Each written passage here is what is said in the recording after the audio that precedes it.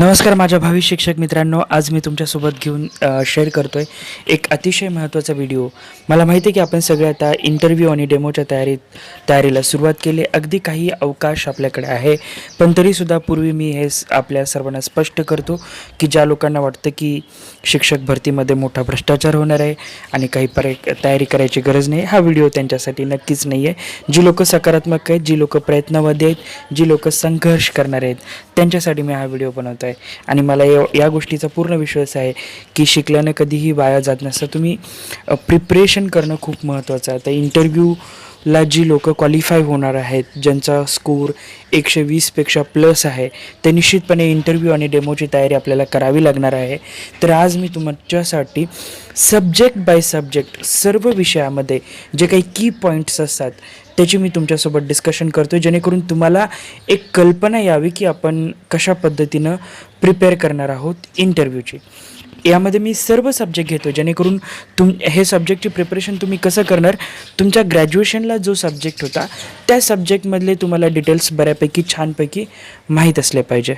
त्याचबरोबर आपण ज्या वर्गांसाठी अप्लाय करणार आहात, म्हणजे समजा तुम्ही 6 ते 8साठी अप्लाय करणार आहात, 9 ते 10साठी अप्लाय करणार आहात, 11वी 12वीसाठी अप्लाय करणार आहेत, ज्या वर्गांसाठी आपण अप्लाय करणार आहात त्या वर्गाची तुमच्या विषयाची पुस्तकं मिळवून तुम्ही ती पूर्ण पुस्तकं एकदा पूर्णपणे वाचून काढा. त्यानंतर त्यातले महत्त्वाचे घटक समजून घ्या. आता तुम्हाला जर महत्त्वाचे घटक लक्षात येत नसतील तर पूर्वी त्या विषयाच्या ज्या प्रश्नपत्रिका आहेत त्या प्रश्नपत्रिका अभ्यासा, कारण प्रश्नपत्रिकेमध्ये महत्त्वाचे, कमी महत्त्वाचे आणि मीडियम म्हणजे तिन्ही प्रकारच्या प्रश्नांचे स्वरूप प्रश्नपत्रिकेत दिलेलं असतं. सो त्या विषयाच्या प्रश्नपत्रिका ह्या तुमच्यासाठी अधिक मार्गदर्शक ठरतील, कुठले मेन किंवा कंटेंट त्यात महत्त्वाचे आहेत त्या संदर्भात. त्यानंतर आता मी जे काही कंटेंट तुमच्यासोबत शेअर करतो आहे, माझा स्वतःचा विषय इंग्रजी आहे, पण मी बाकीच्या विषयांचा थोडासा रिसर्च करून, थोडासा अभ्यास करून, माझे जे PCMचे जे शिक्षक आहेत आमचे सहकारी, त्यांच्याशी थोडी डिस्कस करून काही की पॉईंट्स मी तुमच्यासोबत सब्जेक्ट निहाय शेअर करतो. तुम्हाला त्याची उत्तरं माहीत असावी. आता तुम्ही जेव्हा हे संकल्पना माझ्या तोंडून ऐकाल तेव्हा तुमच्या मनामध्ये याची उत्तरं आली पाहिजे, आणि येत नसतील तर तुम्हाला त्याच्यावर थोडंसं वर्कआउट करावं लागेल.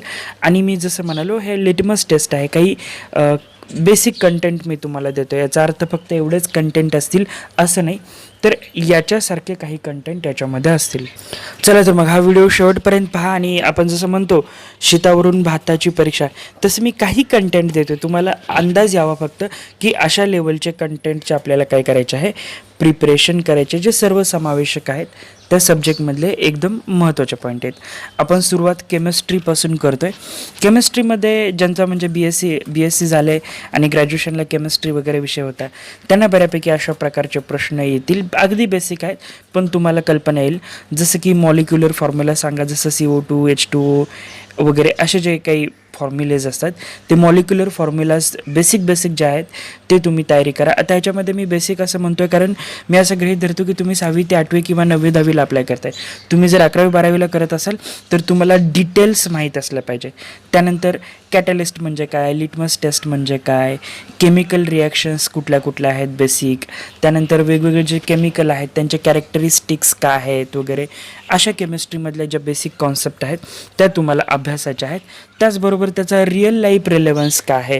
आता जी शिक्षण पद्धती आहे त्या शिक्षण पद्धतीमध्ये त्याचा माझ्या जीवनामध्ये काय उपयोग आहे, त्याचा दैनंदिन जीवनामध्ये कुठं वापर होतो, याच्याशी एज्युकेशनला जोडण्याचं फार मोठ्या प्रमाणात काम होतं आहे, किंवा ॲक्टिव्हिटी बेस्ड एज्युकेशन आणण्याचं काम होतं आहे, किंवा classroom to real life shift करण्याचं काम होतं आहे. सो तुम्हाला केमिस्ट्रीचा आपल्या दैनंदिन जीवनामध्ये कुठं उपयोग होतो, कसा उपयोग होतो, हे पण थोडंफार तुम्हाला काय करता आलं पाहिजे, सांगता आलं पाहिजे. हे झालं केमिस्ट्री संदर्भात. काय molecular formulas, catalyst, litmus test, basic reactions, characteristics, त्यातले काही महत्त्वाचे सायंटिस्ट, महत्त्वाच्या थेरीज एटसेट्रा आणि रिअल लाईफ रेलेव्हन्स. आता आपण येऊया फिजिक्सकडे. फिजिक्स हा पण एक महत्त्वाचा विषय आहे विज्ञान या विषयामध्ये. फिजिक्समध्ये काही मॅग्नेटिझम आहे, साऊंड आहे, लाईट आहे, वेलॉसिटी आहे, ऑसिलेशन आहे, इलेक्ट्रॉनिक्स आहे. तर ह्या सर्व मॅग्नेटिझम म्हणजे काय, त्याची डेफिनेशन काय, त्याच्यात काही थिअरी आहेत का, त्याचे काही प्रकार आहेत का, त्याचा साऊंडबद्दलही बऱ्याच काही गोष्टी आहेत, लाईट संदर्भात बऱ्याच गोष्टी आहेत, वेलॉसिटीमध्ये न्यूटनचं फार मोठं कंट्रीब्युशन आहे, ते थिअरी, फॉर्म्युले, लॉ 1, लॉ 2, लॉ 3, ऑसिलेशन म्हणजे काय वगैरे, आणि इलेक्ट्रॉनिक्स, या सगळ्या इलेक्ट्रॉनिक्स सर्किट, रेजिस्टन्स वगैरे या सगळ्या गोष्टींचं बेसिक प्रिपरेशन तुम्ही करा. आणि मी जसं म्हणालो की तुम्ही 6वी ते 8वीसाठी असेल तर बेसिक, 9वी 10वी असेल तर अप्पर बेसिक, आणि 11वी 12वी असेल तर डिटेल, अशा पद्धतीने तुम्हाला याची माहिती असली पाहिजे. त्यानंतर काही जे सायंटिस्ट आहेत, सर आयझॅक न्यूटन आहे, थॉमस अल्वा एडिसन आहे, ग्राहम बेल आहे, CV रमन आहे. CV रमनबद्दल एक गोष्ट तुम्हाला माहीत असली पाहिजे, यांच्या रमन इफेक्टसाठी नोबेल प्राईज विनर हे सायंटिस्ट आहेत. त्यांचा रमन इफेक्ट तुम्हाला माहीत असला पाहिजे. आईन्स्टाईनची थिअरी तुम्हाला माहिती असली पाहिजे, E=mc², त्यांचा सापेक्षवादाचा सिद्धांत, ज्यांनी विज्ञानामध्ये फार मोठं कंट्रीब्युशन केलं. आणि फिजिक्समधले काही इक्वेशन्स, प्रॉब्लेम, थिअरी, या सगळ्या गोष्टींची तुम्हाला बेसिक प्रिपरेशन करायची आहे. चला, फिजिक्स डन. आता पुढे या बायोलॉजीकडे.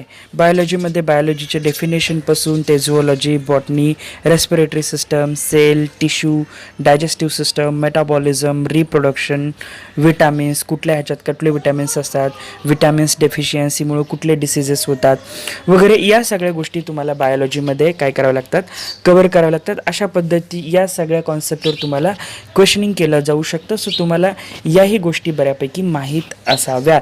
आणि ही स्टँडर्ड प्रोसेस आहे आता. आणि मी जसं म्हणालो, या पद्धतीने इंटरव्ह्यू होतील, तुमचे जे सब्जेक्ट ॲसेस होणार आहेत ते, कारण आत्तापर्यंत असंच होत आले. हा इतिहास आहे, पूर्वीचा अनुभव आहे. पुढं थोडेफार बदल होऊ शकतात, पण या गोष्टी प्रिपेअर असणं अतिशय महत्त्वाचं आहे. बायोलॉजीबद्दल आपण चर्चा करत होतो. काय काय सांगितलं मी?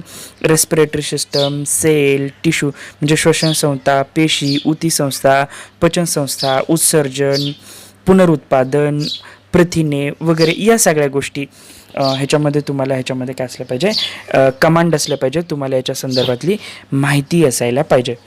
हे झालं बायोलॉजी संदर्भात. त्यानंतर आहे मॅथ्स संदर्भात. तर मॅथ्स संदर्भात काय आहे, मॅथ्सच्या ज्या बेसिक 4 स्किल्स आहेत, मॅथ्समध्ये कोणते बेसिक 4 स्किल्स आहेत? सबस्ट्रॅक्शन, ॲडिशन, मल्टिप्लिकेशन, डिव्हिजन, भागाकार, गुणाकार, वजाबाकी, बेरीज, हे जे 4 आहेत हे. त्यानंतर लॉगॅरिदम, ट्रिग्नोमेट्री, अल्जेब्रा आणि जॉमेट्री, या सगळ्या कॉन्सेप्ट. आणि गणितात आणखी एक विशेष काही जे प्रमेय आहेत, पायथागोरस आहे, अल्जेब्रा आहे, भूमिती आहे, बरेच गोष्टी आहेत. तर तुम्हाला या सगळ्या अगदी बेसिक 4 प्रोसेस कुठल्या, त्या तिथून ते ट्रिग्नॉमेट्रीपर्यंत. आणि याच्यामध्ये गणिताचा अभ्यास करताना आणखी एक विशेष काय करायचं आहे तुम्हाला, की तुम्हाला हे लक्षात घ्यायचं आहे की गणिताचा रिअल लाईफमध्ये कुठं उपयोग होतो. For example sine theta, cos theta वगैरे बऱ्याचशा ट्रिग्नॉमेट्रीचं, साईन, कोसेक, टॅन, कॉट, याचा रिअल लाईफमध्ये काय उपयोग होतो हा बऱ्याच लोकांना माहिती नाही आहे. किंवा कधी लोकांना वाटतं की काय साईन थिटा, कॉस थिटा कशाला शिकतोय आम्ही. तर तुम्हाला ह्याचा रिअल लाईफमध्ये, दैनंदिन जीवनामध्ये कुठं उपयोग होतो हे थोडंसं सांगता आलं पाहिजे, तुम्हाला थोडंसं रिलेट करता आलं पाहिजे. बघा, आपण पाहिलं फिजिक्स पाहिलं, केमिस्ट्री पाहिलं, मॅथ्स पाहिलं, बायोलॉजी पाहिलं. तुम्ही 11वी 12वीसाठी असेल तर PCM आणि PCB हे 2 ग्रुप असतात. PCMचा ग्रुप इंजिनिअरिंगसाठी असतो, PCBचा ग्रुप मेडिकलसाठी असतो. यांच्या ज्या 11वी 12वीसाठी असेल तर PCMवाले JEE आणि CETचे पेपर देतात. PCBवाले PCBची CET आणि नीटची प्रिपरेशन देतात.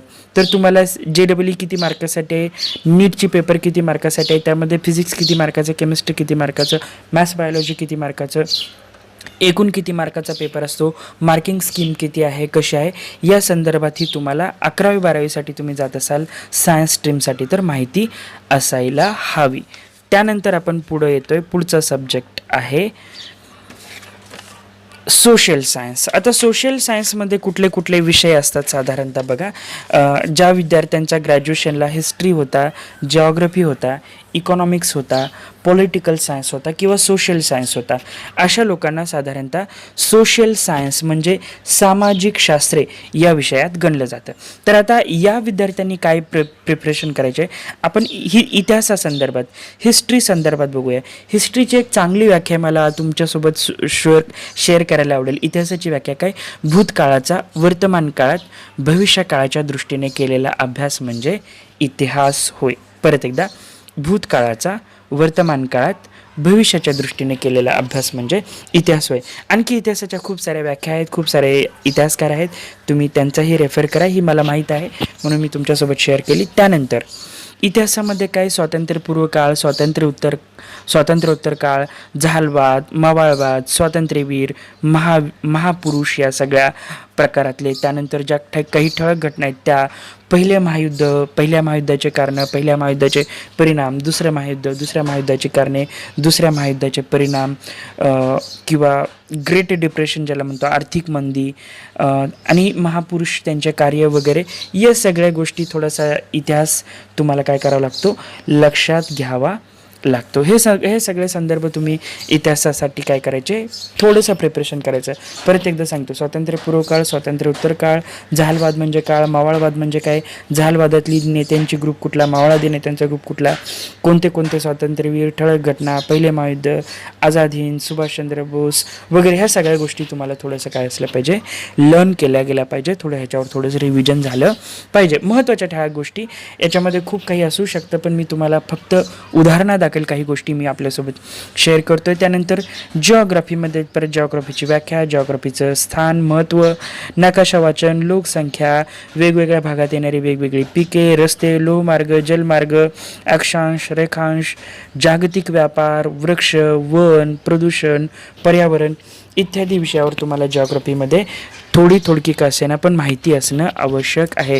परत एकदा, नकाशा वाचन, लोकसंख्या, पिके, अक्षांश, रेखांश, जागतिक व्यापार, वृक्षतोड, वन, प्रदूषण, पर्यावरण, प्रमुख नद्या, प्रमुख पिके, जलमार्ग, वायुमार्ग, या सगळ्या गोष्टींची काय करायची? आपल्याला थोडीशी अभ्यास करायचा. थोडंसं ह्या गोष्टी आल्या पाहिजे जर आपला जिओग्राफी हा विषय असेल तर. त्यानंतर इकॉनॉमिक्स संदर्भात काय?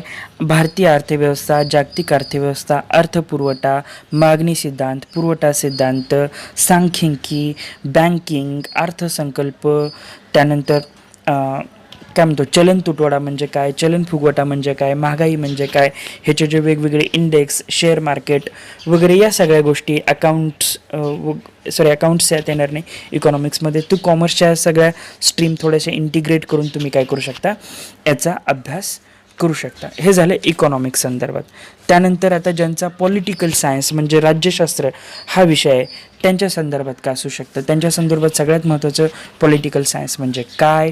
कॉन्स्टिट्यूशन, भारतीय राज्यघटना, राज्यघटनेची वैशिष्ट्य, मसुदा समिती, राज्यघटना दुरुस्ती प्रक्रिया, नवीन विधेयक मांडण्याची प्रक्रिया, पब्लिक सर्व्हिसेस, न्यायव्यवस्था, लोकसभा, राज्यसभा, राष्ट्रपती, मुख्यमंत्री, राज्यपाल, न्यायव्यवस्था, या सगळ्या गोष्टी, लोकसभेच्या उमेदवाराची मेंबरची पात्रता, राज्यसभा मेंबरची पात्रता, लोकसभा अध्यक्ष, विधानसभा अध्यक्ष, हे सगळे म्हणजे या ज्या छोट्या छोट्या गोष्टी आहेत ज्या महत्त्वाच्या आहेत, तर ह्याच्यातली सगळ्यात महत्त्वाची राज्यघटना, राज्यघटनेची वैशिष्ट्ये, वेगवेगळ्या राज्यघटना, या सगळ्या गोष्टीचा आपल्याला काय करायचं आहे? अभ्यास करायचा आहे. चला, तर हे राज्यशास्त्रामधले हे विषय जसे की आमदार, खासदार, राज्यपाल, त्यांच्या पात्रता, त्यांच्या वयाच्या अटी इत्यादी विषयावर आपल्याला अभ्यास करायचा आहे. त्याचबरोबर हे त्रोटक विषय आहेत पण महत्त्वाचे आहेत. अशा प्रकारचा तुम्हाला अभ्यास करायचा. मला आशा आहे, अपेक्षा आहे की तुम्हाला यातून नक्की डायरेक्शन मिळेल, ॲटलिस्ट मार्गदर्शन, की कशा पद्धतीने आपण इंटरव्ह्यूची तयारी करू शकतो. विषय निहाय मी दिले आहे. याच्यामध्ये एखादा विषय राहिला असेल किंवा तुम्हाला वाटलं की एखादा महत्त्वाचा मुद्दा आहे मी तो याच्यात ॲड्रेस केला नाही, तर तुम्हीही तुमच्या सर्व विषयामधला तुमचं नाव टाका, तुमच्या विषयाचं नाव टाका आणि त्यातल्या महत्त्वाच्या कॉन्सेप्ट कमेंट करा पटापट. चला, मी श्याम सर आपला निरोप घेतोय. हा व्हिडिओ कसा वाटला नक्की कमेंट करा. Thank you, bye bye. इतर व्हिडिओ पहा जे इंटरव्ह्यू आणि डेमो संदर्भात आहेत.